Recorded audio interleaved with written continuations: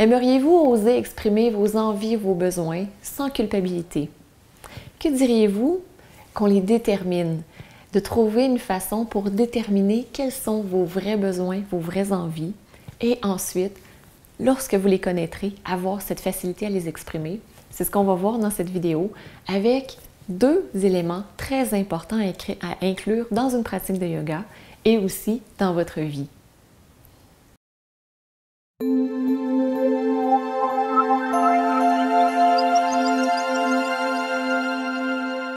Namasté. C'est Maryse, fondatrice de Diva Yoga et de Diva Positive, et je vous souhaite la bienvenue à cet extraordinaire défi yoga. Bravo de participer autant, c'est génial! Si vous aimez le défi yoga, cliquez sur j'aime en dessous et partagez la vidéo sur Facebook, partagez la vidéo avec vos amis, avec vos copines, pour qu'il y ait le plus de gens possible qui pratiquent le yoga. Dans notre monde d'aujourd'hui, on a plein de possibilités. On a plein d'options pour ce qu'on peut manger, plein d'options pour les activités qu'on peut faire. On a souvent des horaires surchargés aussi. Je ne sais pas si vous êtes comme ça, mais la journée est pleine du début jusqu'à la fin de la journée et on n'a pas l'impression d'avoir du temps pour nous. Des fois, ce que ça fait, c'est qu'on a de la difficulté à déterminer c'est quoi qu'on a vraiment besoin, qu'est-ce qu'on a vraiment envie. Et j'ai reçu un message de Sarah qui est un peu dans cette voie-là aussi.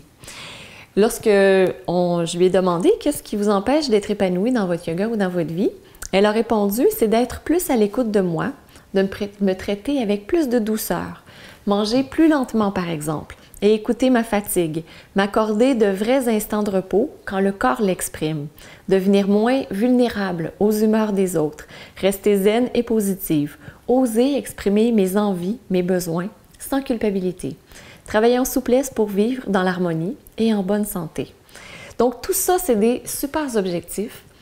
Et il y a un élément qui est central à ça, c'est de déterminer ce qu'on a de besoin. Donc pour pouvoir se traiter avec douceur, avec bienveillance, avec respect, on a besoin de savoir ce qu'on a besoin vraiment. On a besoin de déterminer quels sont nos besoins physiques, nos besoins émotionnels, nos besoins psychologiques, nos besoins spirituels.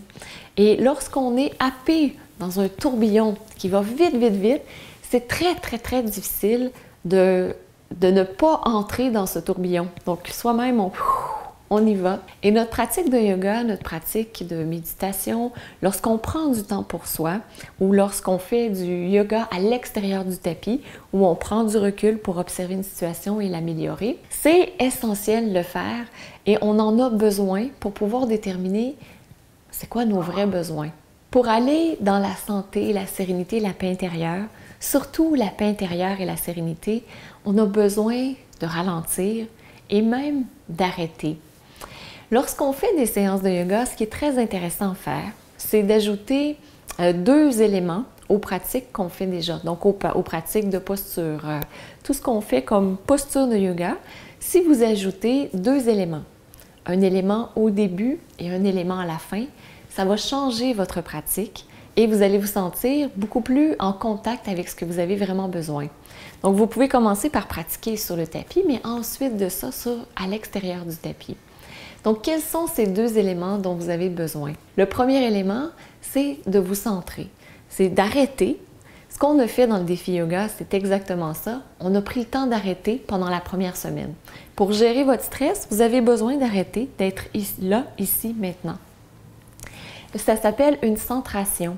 Donc, ça ramène tous vos sens. Donc, vous êtes vraiment tourné vers l'extérieur en temps normal. Et là, vous ramenez vers l'intérieur. Vous reconnectez avec vous-même.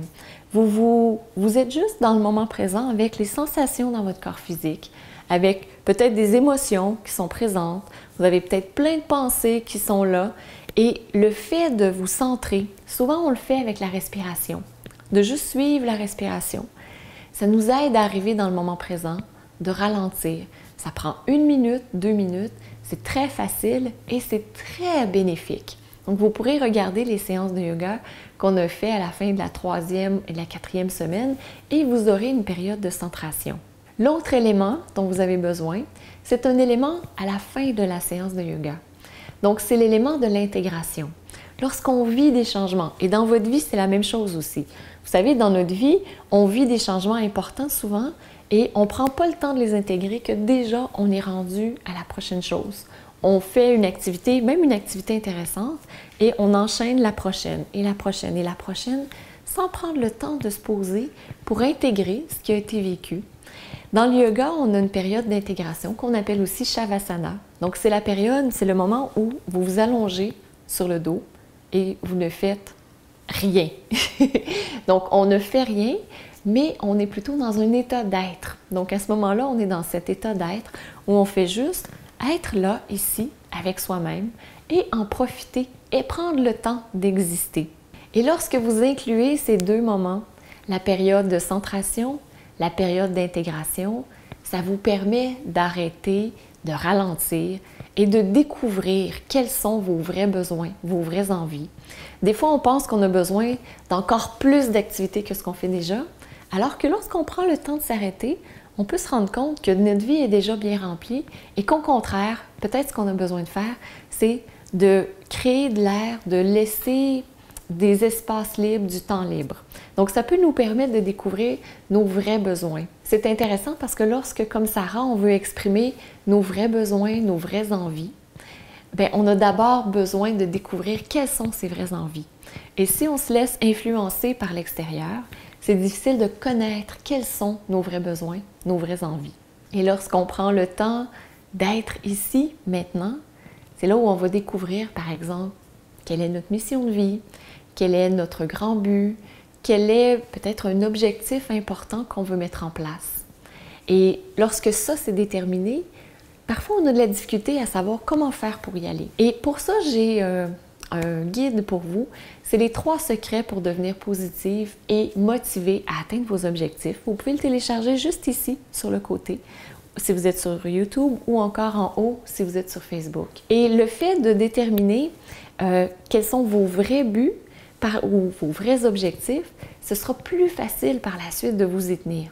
Parce que si vous faites des choses ou si vous décidez de buts, d'objectifs qui viennent de l'extérieur, mais qu'en dedans, ça ne vibre pas autant que vous le faites pour appartenir à un groupe, que vous le faites pour vous sentir aimé, que vous le faites parce que vous avez un besoin temporaire, momentané de plaisir, sur le long terme, vous ne pourrez pas le tenir.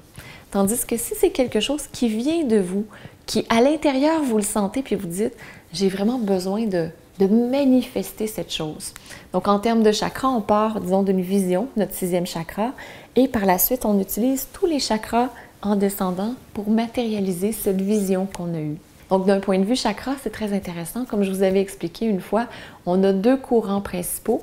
On a un courant qui part du 1er chakra, où on va vers l'illumination, l'éveil. Et l'autre courant, c'est le courant de la manifestation. On part du 7e chakra et on descend pour pouvoir manifester dans notre monde matériel. Donc, lorsque vous êtes capable de déterminer quels sont vos vrais besoins, vos vraies envies, vos vrais rêves, parce qu'il y a cet aspect-là, quels sont vos vrais rêves, vous pouvez par la suite plus facilement les manifester. Donc, qu'est-ce qui va vous aider à le faire? Période de centration et aussi période d'intégration. Et j'ai envie de vous guider dans une très courte période d'intégration. Donc, je pense que ça peut être intéressant pour vous d'intégrer ce que vous avez appris pendant votre défi. Donc, je vous invite à vous allonger. Trouvez une position confortable. Amenez les pieds un peu plus larges que les hanches et laissez-les rouler sur le côté. Et si pour vous, cette position n'est pas confortable, ce que je vous invite à faire, c'est à plier les jambes, à amener les pieds à la largeur du tapis et à amener les genoux l'un dans l'autre.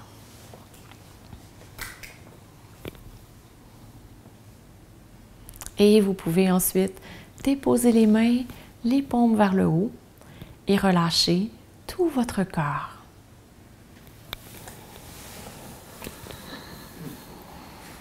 Dans cette position, je vous invite à prendre une grande inspiration. Et la bouche ouverte, expirez complètement.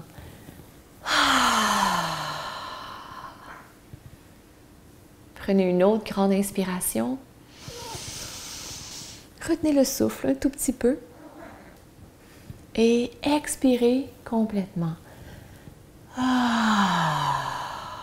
Et laissez votre corps se déposer sur la terre.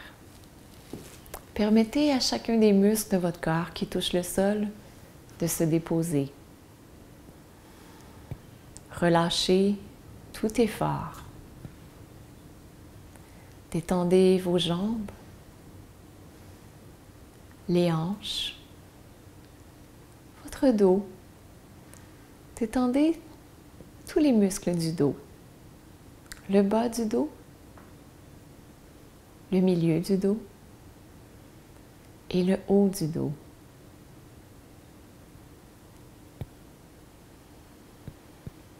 Détendez aussi les bras et la tête. Et je vous invite à amener votre attention au niveau de votre cœur. Observez, sans rien changer, quelle est l'énergie présente dans votre cœur. Est-ce que c'est une énergie qui est plutôt en contraction ou une énergie qui est plutôt en expansion?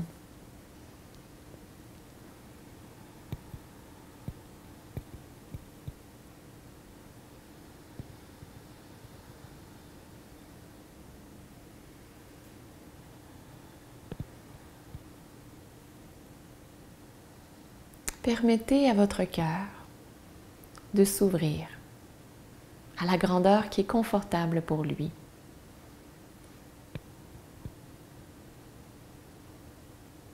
Et dans cette position, je vous invite à laisser monter tout simplement quelle a été la pépite d'or pour vous pendant ce défi yoga. Qu'est-ce qui a été significatif, une prise de conscience? Qu'est-ce que vous avez vécu d'important dans votre être? Recevez-le, recueillez-le.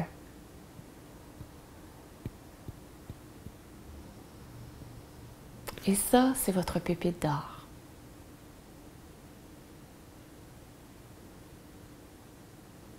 Et vous pouvez rester dans cette position le temps que vous avez besoin pour intégrer les bienfaits de votre défi yoga, intégrer votre journée et intégrer cette capsule du défi yoga.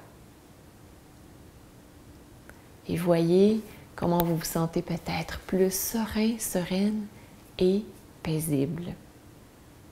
Je vous souhaite une superbe journée et on se retrouve demain pour une nouvelle capsule du défi yoga. Je vous embrasse. Namasté.